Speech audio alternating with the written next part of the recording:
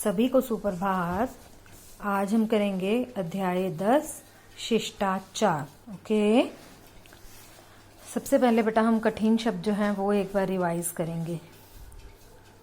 स्मरण, प्रणाम, झगड़ा, आदरपूर्वक, सत्कार, भाषण, श्रद्धापूर्वक, अभिवादन, पुस्तकालय, प्रसन्नतापूर्वक, यातायात, सत्संग, प्रतिदिन, व्यवहार, उपकारी, कृतज्ञ। ओके, देखो, प्रातः उठकर भगवान का स्मरण करो और फिर माता पिता को प्रणाम करो।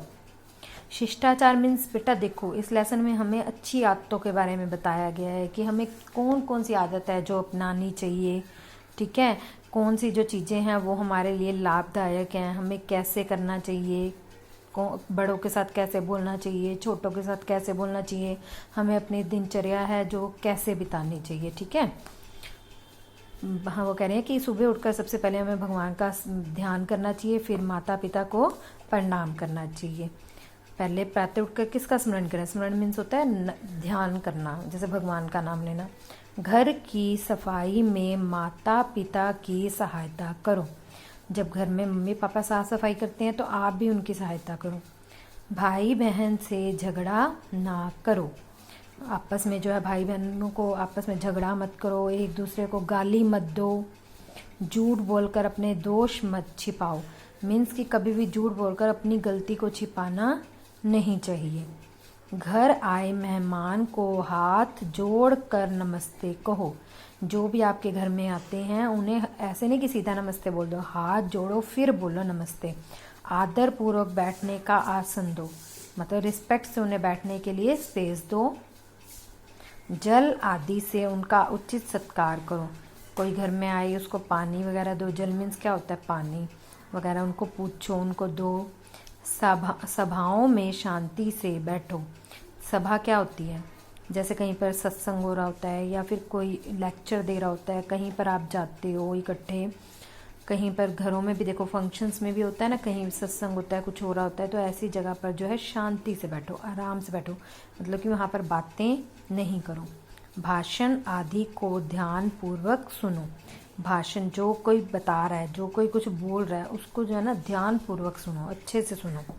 अच्छी बातें कापी में नोट करो। जो आपको बातें अच्छी लगती है ना कि उसने ये बातें अच्छी बोली हैं, तो उनको कहीं पे नोट करो। कोई अपनी डायरी बनाओ, कुछ ऐसी चीज़ बनाओ जहाँ पर आपको जिसकी भी जो बात अच्छी लगती है उसमें राइट करो।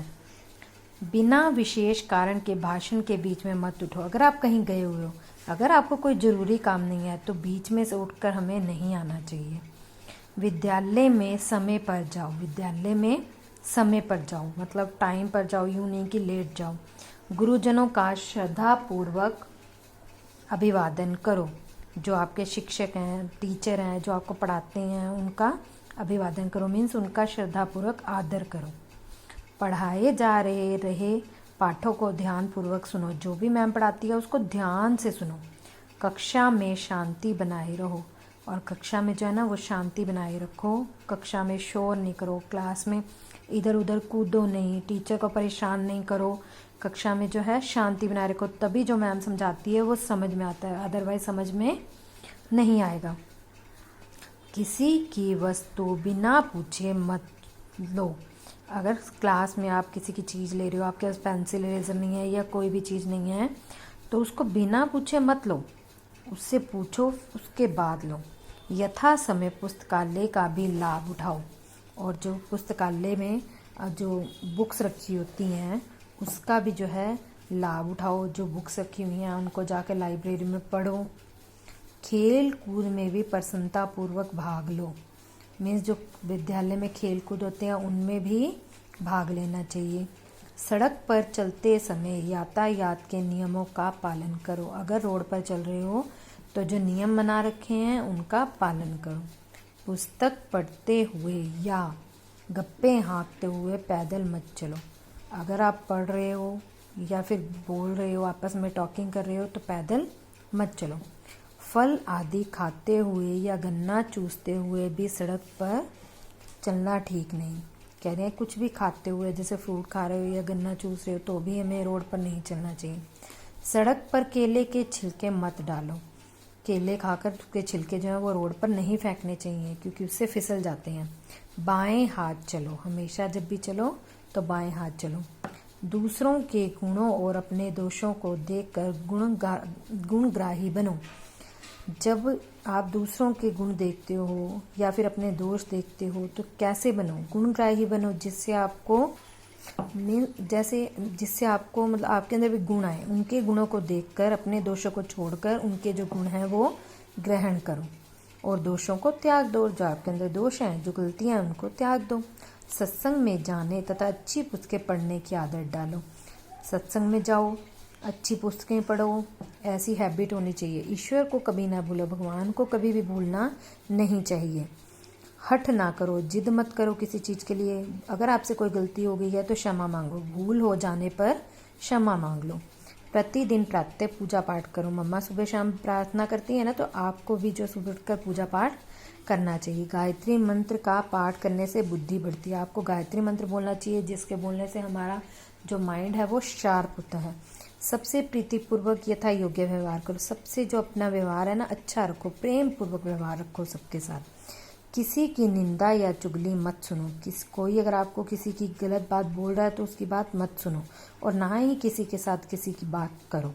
मीन्स किसी के बारे में गलत बात ना सुनो और ना करो। उपकारी और कृतज्ञ बनो। उपकारी और कृतज्ञ बनो मीन्स उपकार का मीनिंग क्या है? अगर आप किसके पास कोई चीज़ है और दूसरे के पास नहीं है, आप उसको दो। आपके घर में खाना है, दूसरे के घर में खाना नहीं है, तो उसको खाने के लिए चीज़ें दो। कृतज्ञ बनो मीन्स दान करो।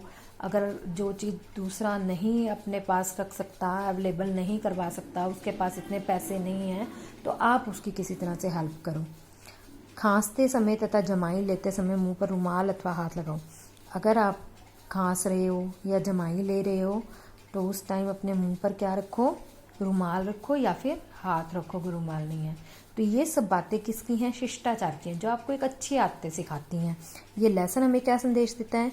ये लेसन भी हमें जीवन जीने का एक सलीका, मीन्स ये हमें जीवन जीने का सलीका बताता है कि हमें जो जीवन है वो कैसा जीना चाहिए, हमें कैसी आदतें अपनानी चाहिए। हमें थोड़ी थोड़ी देर में जो है हट नहीं करनी चाहिए, मम्मी पापा से नाराज़ नहीं होना चाहिए, है ना, और ना ही मम्मी पापा को गलत बात बोलनी चाहिए। वैसे मम्मी पापा के किसी भी बड़े के साथ कुछ भी ऐसा गलत व्यवहार नहीं करना चाहिए, छोटों के साथ भी गलत व्यवहार नहीं करना चाहिए। ठीक है, तो ये लेसन आज आपको रीड करना है। Today homework is read lesson number 10। Thank